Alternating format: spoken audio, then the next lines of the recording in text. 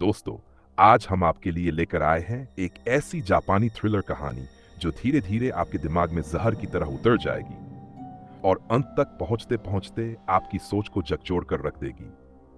ये कहानी है टोक्यो के एक पुराने मोहल्ले की, जहां गलियां इतनी तंग हैं कि परछाइयां भी एक दूसरे से टकरा जाती हैं, जहां रात के समय पीली स्ट्रीट लाइटें ज्यादा रोशनी नहीं करती, बस बीते हुए पापों को उजागर कर देती हैं। इस इलाके का नाम है कुरोकामी वार्ड। यहां रहने वाले कुछ बुजुर्ग लोग पूरे टोक्यो में मशहूर हैं। उम्र भले ही 70-80 पार कर चुकी हो, लेकिन दिल आज भी जवान है। उनके चेहरों पर गहरी झुर्रियां हैं, मगर आंखों में वही पुरानी चमक। बाल सफेद हो चुके हैं, लेकिन कपड़ों में आज भी शान है और बातों में वही पुराना इश्क। कॉफी की दुकानों में बैठकर वे लड़कियों से हंस मजाक करते हैं, मानो जिंदगी से अब भी छेड़खानी कर रहे हों। लेकिन फिर एक सुबह सब कुछ बदल जाता है। सुबह के लगभग 5 बजे एक पुरानी नाई की दुकान के अंदर शीशे के सामने कुर्सी पर बैठा हुआ एक बुजुर्ग आदमी। नाम हिरोशी तानाका, उम्र लगभग 80 वर्ष। उसका गला काटा गया था। खून शीशे पर इस तरह फैला हुआ था जैसे किसी ने जानबूझकर कोई भयानक चित्र बना दिया हो।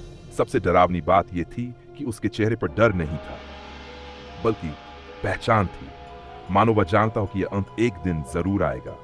पुलिस तुरंत पहुंचती है, इलाके को घेर लिया जाता है, मीडिया को दूर रखा जाता है, और तभी वहां आता है इस कहानी का मुख्य पात्र, जासूस अकियामा रेन। उम्र लगभग 29 वर्ष, लंबा दुबला शरीर, चेहरा शांत लेकिन आंखों में गहरी थकान, ऐसी थकान जो नींद की नहीं यादों की होती है। रेन लाश के पास झुकता है, खून को देखता है, और अचानक उसके सिर में तेज दर्द उठता है। उसकी आंखों के सामने दृश्य बदल जाता है। एक और नाई की दुकान, एक और शीशा, और शीशे में उसका अपना चेहरा। रेन हड़बड़ाकर सीधा खड़ा हो जाता है। सर, सब ठीक है? एक जूनियर पुलिस अधिकारी पूछता है। हाँ, कुछ नहीं, रेन झूठ बोल देता है। लेकिन सच यह था कि ऐसा उसके साथ पहली बार नहीं हुआ था। जांच आगे बढ़ती है। रेन को पता चलता है कि हिरोशी तानाका कोई साधारण आदमी नहीं था। वह एक गुप्त संगठन का सदस्य था। उस संगठन का नाम था कोकुर्युकाई। एक बुजुर्ग इतिहासकार से पूछताछ की जाती है। नाम सुनते ही उसका चेहरा पीला पड़ जाता है। कागजों में यह संगठन समाज सेवा करता था, वह कांपती आवाज में कहता है। लेकिन सच्चाई यह है कि ये लोग युद्ध के बाद कुछ सच्चाइयों को दफन करने के लिए बने थे। और तभी दूसरा कत्ल होता है। एक बुजुर्ग महिला, साचिको मोरी, एक पुराने होटल का कमरा। वह बिस्तर पर लेटी हुई थी, हाथ छाती पर रखे हुए, मानो किसी ने प्यार से सुला दिया हो। लेकिन उसकी आंखें खुली थीं और उसकी छाती पर रखा था एक पुराना सैन्य बैज, द्वितीय विश्व युद्ध का। रेन जैसे ही वह बैज उठाता है, उसके हाथ कांपने लगते हैं। फिर वह आसमान से गिरते बम, लोगों की चीखें, और धुएं के बीच खड़ा एक सैनिक। उस सैनिक का चेहरा रेन जैसा ही था।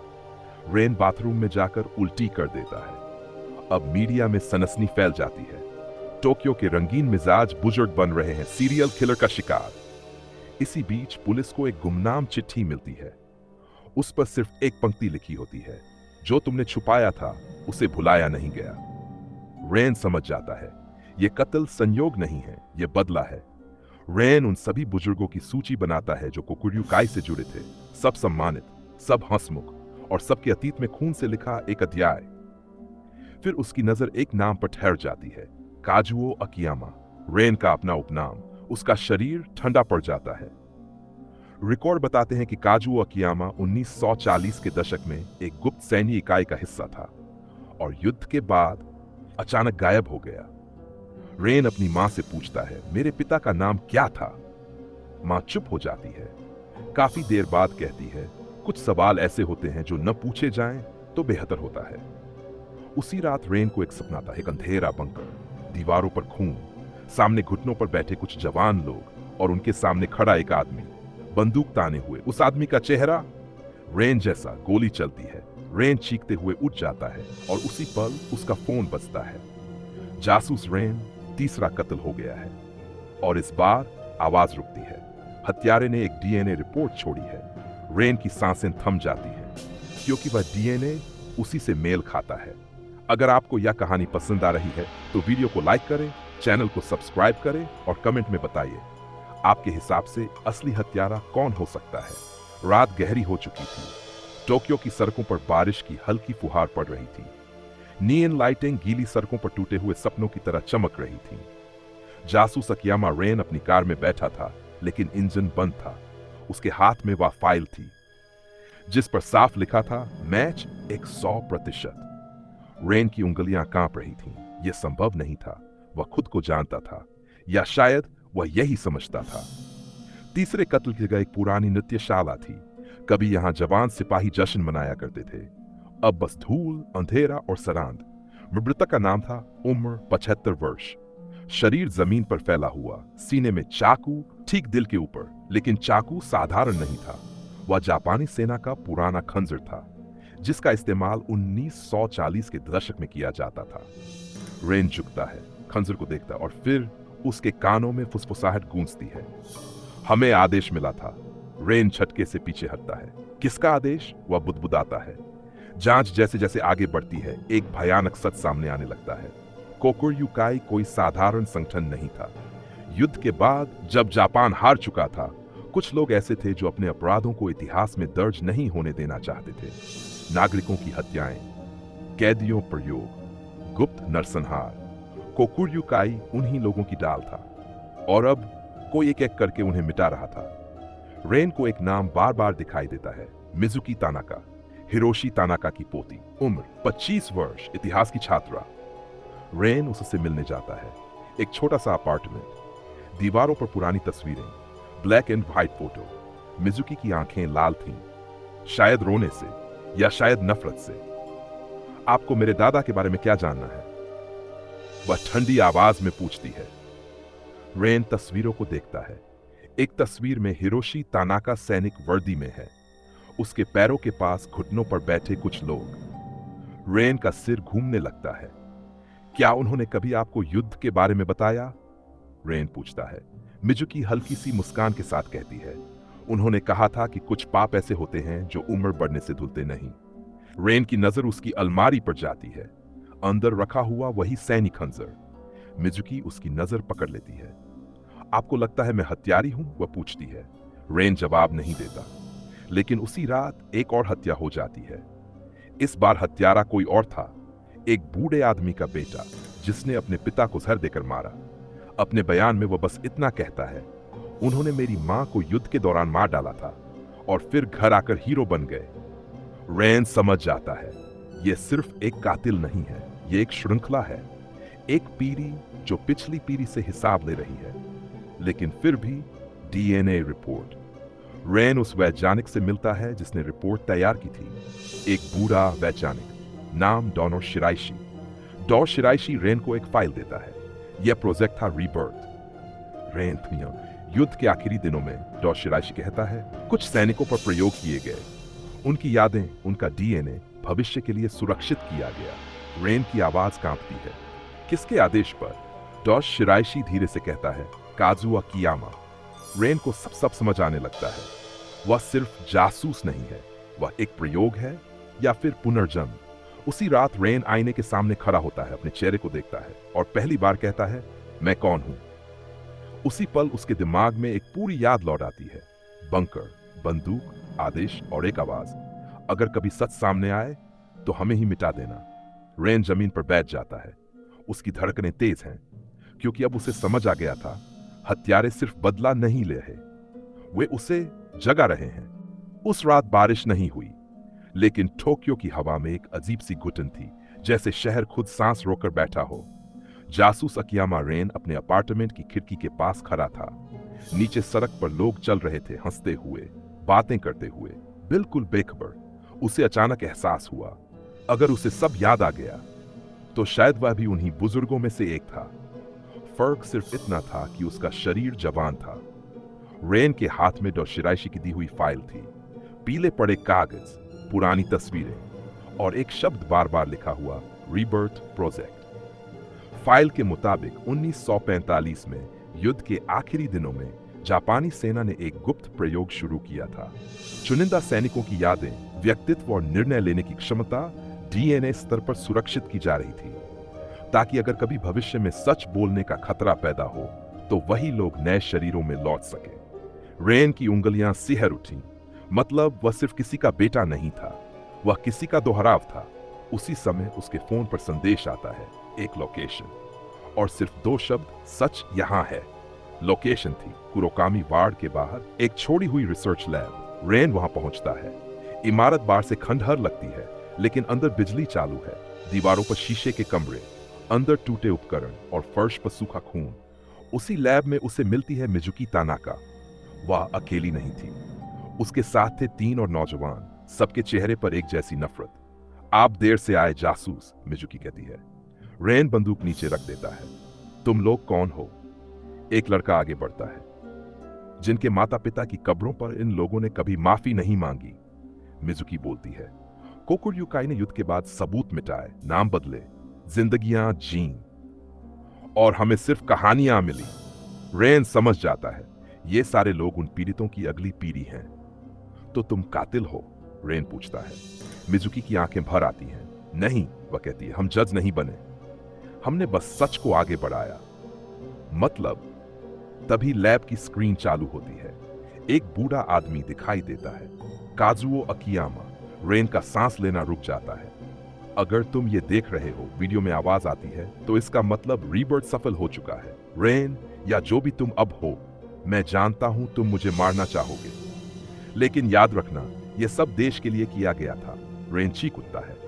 झूठ। वीडियो चलता रहता है।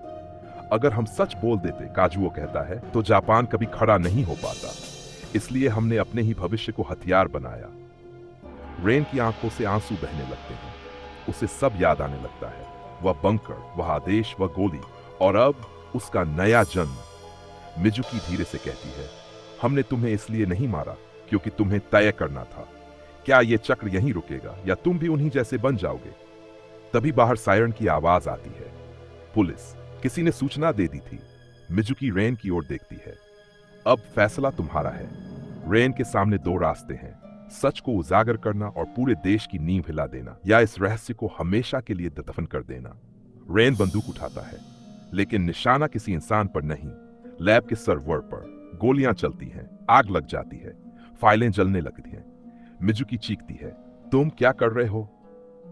रेन की आवाज भारी है, मैं ये तय कर रहा हूं कि मैं कौन हूं। लैब धुएं में भर जाती है, और उसी धुएं के बीच रेन को अपने दिमाग में एक आखिरी आवाज सुनाई देती है, तुम हमसे बच नहीं पाओगे। रेन जानता है, ये लड़ाई अभी खत्म नहीं हुई।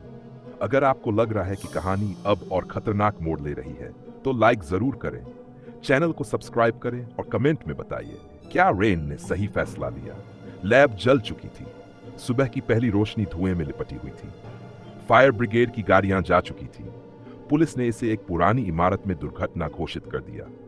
लेकिन जासूस अकियामा रेन जानता था, जो जला है वह सिर्फ इमारत नहीं थी, वह सच था, या शायद सच का एक हिस्सा। रेन अपने अपार्टमेंट में बैठा था। सामने टेबल पर एक कप ठंडी कॉफी। उसकी आंखें आईने में खुद को देख रही थीं। अब उसे अपने चेहरे से डर नहीं लगता था, डर लगता था उस आवाज से जो कभी कभी उसके भीतर से बोलती थी। काजुओ अकियामा की आवाज, देश के लिए किया। रेन अपनी मुट्ठी भींच लेता है। नहीं, वह धीमे से कहता है, यह डर के लिए किया गया था। इसी बीच मीडिया में एक नई खबर थी, एक और बुजुर्ग की मौत। नाम सातो मसारू, उम्र 82 वर्ष, लेकिन इस बार तरीका अलग था। कोई चाकू नहीं, कोई जहर नहीं। सातो मसारू ने खुद को गोली मार ली थी। उसके हाथ में एक कागज था, एक सुसाइड नोट। उस पर सिर्फ 4 शब्द लिखे थे, अब और नहीं। रेन जब वह कागज पढ़ता है तो उसकी आंखों के सामने एक और स्मृति उभर आती है। एक कमरा, दीवार से बंधे लोग, और वही आदमी, काजुओ अकियामा। अगर तुम टूट जाओगे, वह कहता है, तो सिस्टम बचेगा। रेन समझ जाता है, कोकुयुकाई अब भी जिंदा है। शायद नाम बदल गया हो, शायद चेहरे बदल गए हों, लेकिन सोच वही है। रेन चोरी छुपे पुराने सरकारी अभिलेखागार में जाता है। वहां उसे एक फाइल मिलती है, रीबर्थ सेकंड फेज। इस बार बात सिर्फ यादों की नहीं थी, इस बार बात थी नियंत्रण की। कुछ चुने हुए लोगों को रीबर्थ जैसे लोगों के दिमाग पर प्रभाव डालने की शक्ति दी गई थी। रेन का सिर घूमने लगता है। मतलब उसके फैसले भी पूरी तरह उसके नहीं हो सकते थे। उसी समय उसके फोन पर एक कॉल आती है। मिजुकी, काफी दिनों बाद। वे मुझे ढूंढ रहे हैं, वह घबराई हुई आवाज में कहती है। कौन? रेन पूछता है। वही लोग जो तुम्हें चलाना चाहते हैं। रेन बिना कुछ कहे लोकेशन नोट कर लेता है। एक पुराना मंदिर शहर के बाहर। रेन वहां पहुंचता है। मंदिर सुनसान है। घंटियां हवा में हल्के से बज रही है। मिजुकी उसे देखकर रो पड़ती है। हमने सोचा था तुम अलग हो, वह कहती है, लेकिन शायद तुम भी उनका हिस्सा हो। रेन धीरे से कहता है, अगर मैं उनका हिस्सा होता तो यहां नहीं आता। तभी मंदिर के चारों ओर काले कपड़ों में लोग दिखाई देते हैं। कोकुर्यू काई, नए चेहरे, नई पीढ़ी, लेकिन आंखों में वही ठंडक। उनका नेता आगे बढ़ता है। अकियामा रेन, वह मुस्कुराकर कहता है, या हमें तुम्हें काजुओ कहकर बुलाना चाहिए।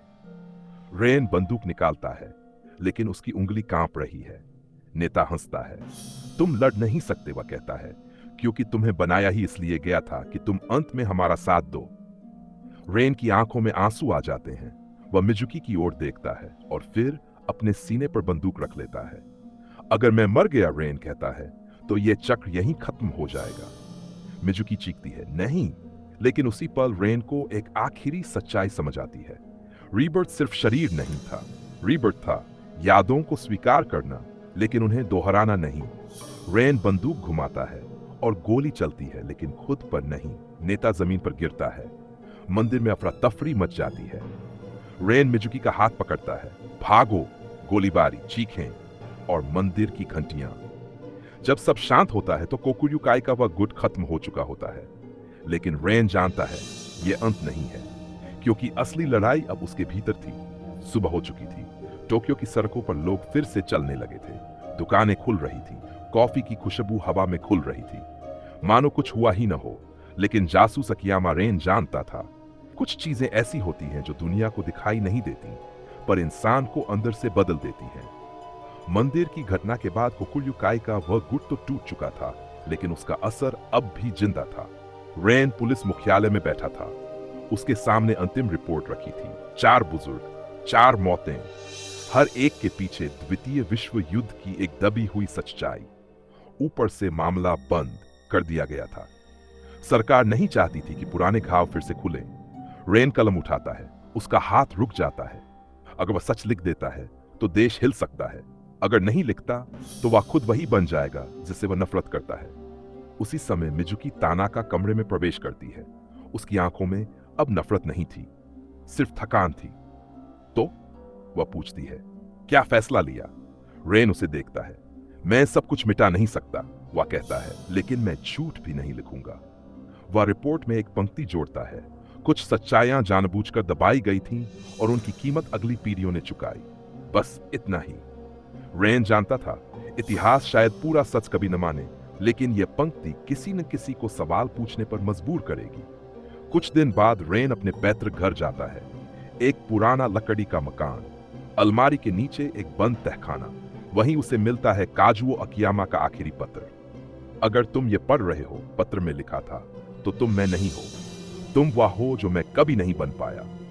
रेन की आंखें भर आती हैं। उसे पहली बार महसूस होता है वह सिर्फ एक प्रयोग नहीं था, वह एक दूसरा मौका था। रेन पत्र जला देता है। राख हवा में उड़ जाती है। उसी पल उसके भीतर से वह पुरानी आवाज हमेशा के लिए चुप हो जाती है। कुछ महीनों बाद कुरोकामी वार्ड वही है, वही तंग गलियां, वही पुरानी दुकानें। लेकिन अब उन बुजुर्गों की हंसी नहीं गूंजती। रेन वहां से गुजरता है, रुकता है, एक गहरी सांस लेता है। मिजुकी उसके साथ खड़ी है। अब आगे क्या? वह पूछती है। रेन हल्की सी मुस्कान के साथ कहता है, अब जीना, बिना झूठ के।